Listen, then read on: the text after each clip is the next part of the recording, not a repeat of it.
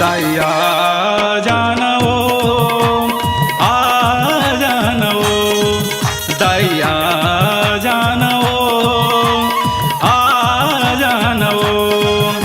तोरा एक दे दे पहचान तोरा एक दे दे पहचान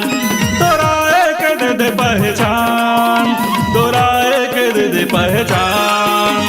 तोरे अगोरा है मड़वा रानी छूट जाही परान तोरे अगोरा है मड़वा रानी छूट जाही परान दैया जानवो आ जानवो दैया जानवो आ जानवो।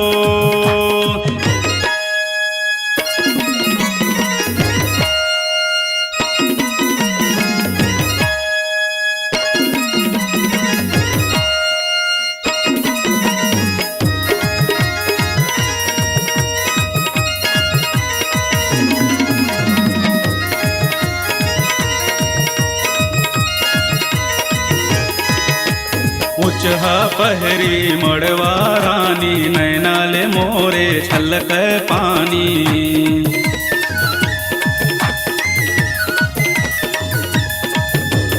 ऊँच पहरी मड़वा रानी नैनाले मोरे छलक पानी तोर ले दयास तोर पर विश्वास तोर ले दयास तोर पर विश्वास दैया जानवो आ जानवो दैया जानवो आ जानवो तोरा एक दे दे पहचान तोरा एक दे दे पहचान तोरा एक दे दे पहचान तोरा एक दे दे पहचान तोरे अगोरा है मड़वा रानी छूट जाही परान तोरे अगोरा है मड़वा रानी छूट जाही परान।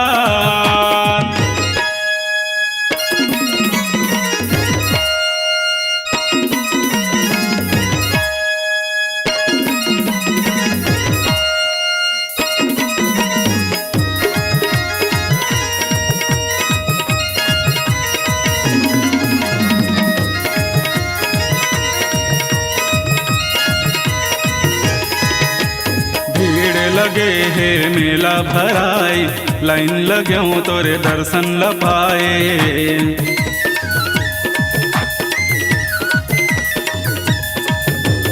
भीड़ लगे है मेला भराई लाइन लग मैं तोरे दर्शन लपाए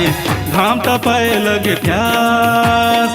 दाई मैं तोरे दास घाम तपाए लगे प्यास दाई मैं तोरे दास दैया जानवो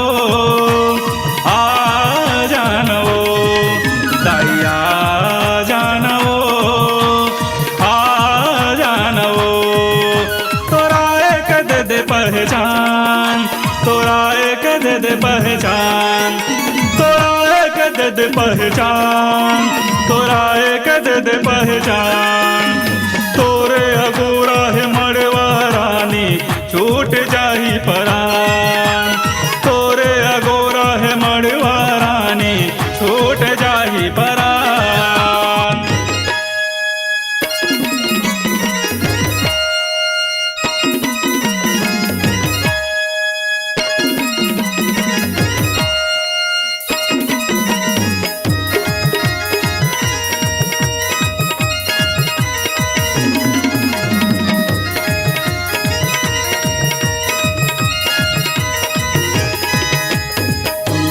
दाई मोरे कल्पना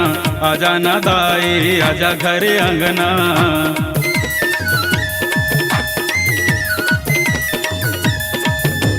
सुन ले न दाई मोरे कल्पना आजा न दाई आजा घरे अंगना बघवा हो के सवार सुन ले मोरो पुकार बघवा हो के सवार सुन ले मोरो पुकार दया जानवो आ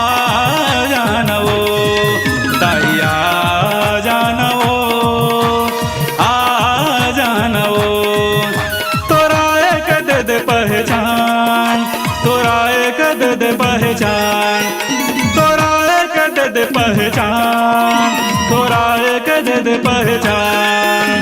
तोरे अगोरा है मड़वा रानी छूट जाही परान, तोरे अगोरा है मड़वा रानी छूट जाही परान, तोरे अगोरा है मड़वा रानी छूट जाही परान, तोरे अगोरा है मड़वा रानी छूट जाही परान।